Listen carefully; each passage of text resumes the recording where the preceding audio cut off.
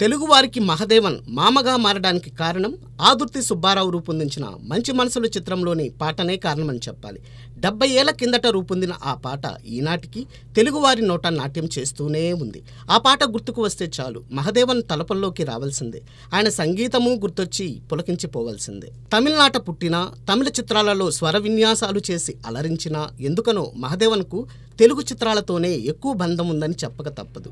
కేవలం సాంఘిక చిత్రాలలోనే కాదు, పౌరాణిక, జానపద, చారిత్రకాల్లోనూ మహదేవన్ బాణీలు భలేగా సాగాయి. చారిత్రకాల్లో మహదేవన్ స్వరకల్పన అనగానే ఎన్టీఆర్ ఏకవీర ముందుగా గుర్తుకు వస్తుంది. అందులో ఘంటసాల, బాలసుబ్రహ్మణ్యం ఇద్దరితోనూ మహదేవన్ గానం చేయించిన గీతం ఇప్పటికీ సంగీత ప్రియులను మురిపిస్తూనే ఉంది. పురాణ గాథలకు కూడా మహదేవన్ స్వరకల్పన ఏ తీరున మురిపించిందో తెలుగువారికి గుర్తు చేయవలసిన పని లేదు. పౌరాణికాలకు తగ్గట్టుగా మహదేవన్ పలికించిన బాణీలు ఇప్పటికీ జనాన్ని ఆకట్టుకుంటూనే ఉన్నాయి. సదరు గీతాలను ఒక్కసారి నెమరు వేసుకుంటే చాలు మహదేవన్ స్వర మాయాజాలం ఏమిటో ఇట్టే తెలిసిపోతుంది. జానపదాల్లోనూ కేవి మహదేవన్ బాణి సరిలేరు తనకెవ్వరు అని చాటుకుంది. ఆ స్వరకేలి ఇప్పటికీ జనాన్ని చిందులు వేయిస్తూనే ఉంది. ఒక్కసారి సదరు గీతాలను తలుచుకోగానే సంగీత ప్రియుల మది సైతం అదే తీరున చిందులు వేస్తుంది. ప్రేమ కథలకు మహదేవన్ సమకూర్చిన స్వరాలు మనసులను తాకేవి, కథకు బలాన్నిచ్చేవి, చూసేవారి మనసులు తడిచేసేవి. అందుకే లవ్ స్టోరీస్కు మామ మ్యూజిక్ అనగానే సదరు చిత్రానికి ఓ స్పెషల్ క్రేజ్ నెలకొనేది. అభిమానుల అంచనాలను మించి మహదేవన్ సంగీతం సాగింది. వారిని ఆనంద డోలికల్లో ఊగించింది. సందర్భానికి తగ్గ సంగీతం సమకూర్చడంలో దిట్ట మహదేవన్. ఆయన స్వరకల్పనలో రూపొందిన వేలాది పాటలు తెలుగువారి మనసులను మీటుతూనే ఉన్నాయి.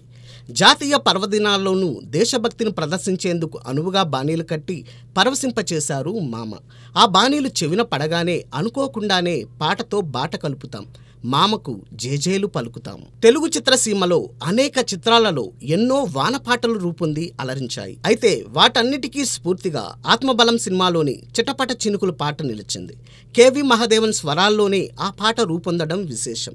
ఆ తరువాత కూడా పలు చిత్రాలలో మామ బాణీల నుంచే వానపాటలు పుట్టి మురిపించడం విశేషం.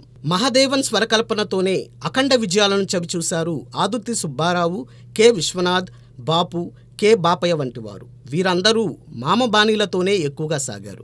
ఇక వి మధుసూదనరావు, కె రాఘవేంద్రరావు, దాసరి నారాయణరావు వంటి ప్రముఖ దర్శకులు సైతం మామ సంగీతంతో సాగి సక్సెస్ను సొంతం చేసుకున్నారు. అంతకు ముందు కొందరు సంగీత దర్శకులతో సాగిన ఆదుర్తి మంచి మనసుల నుండి మామ బాణీలపైనే మోజు పెంచుకున్నారు.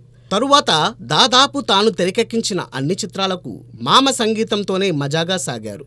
ఆదుర్తి, మహదేవన్ కాంబోలో వెలుగు చూసిన చిత్రాలలో సింహభాగం మ్యూజికల్ హిట్స్ కావడం విశేషం. విశ్వనాథ్కు విజయాలను అందించిన చిత్రాలలో మహదేవన్ స్వరాలే ముందు అదరహో అనిపించాయి. ఇక ఆయనను కళాతపస్విగా మలచిన శంకరాభరణంకు మహదేవన్ బాణీలే ప్రాణం పోశాయి. ఈ సినిమా ద్వారా జాతీయ స్థాయిలో ఉత్తమ సంగీత దర్శకునిగా మామ నిలిచారు. ఇక బాపు అయితే తన తొలి చిత్రం సాక్షి మొదలు అనేక చిత్రాలకు మహదేవన్ సంగీతంతోనే సాగారు. ఆయనకు బంపర్ హిట్స్గా నిలిచిన సంపూర్ణ రామాయణం, ముత్యాల ముగ్గు చిత్రాలకు మామ పదనిసలే ఆయువు పోశాయి.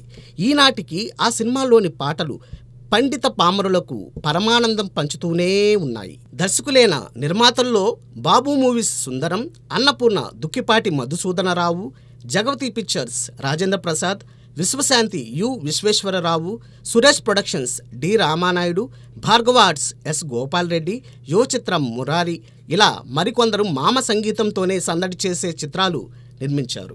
వైవిధ్యంతో జనాన్ని ఆకట్టుకున్న నిర్మాతలు ఎందరో కేవి మహదేవన్ సంగీతంతోనే సాగారు. వారి చిత్రాల్లోని సాహిత్యానికి కేవి మహదేవన్ సంగీతం తోడై మరపురాని మధురాన్ని జనం పరం చేసింది.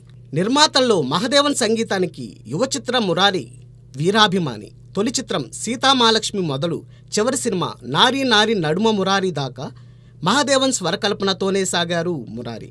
ఆయన నిర్మించిన చిత్రాలకు దర్శకులు వేరే మ్యూజిక్ డైరెక్టర్ని తీసుకోమని సిఫారసు చేసినా మహదేవన్ సంగీతం లేకుంటే సినిమాలే తీయనని భీష్మించుకున్నారు. అంతేకాదు మామ లేకపోవడంతోనే ఆయన చిత్ర నిర్మాణానికి దూరంగా జరిగారు.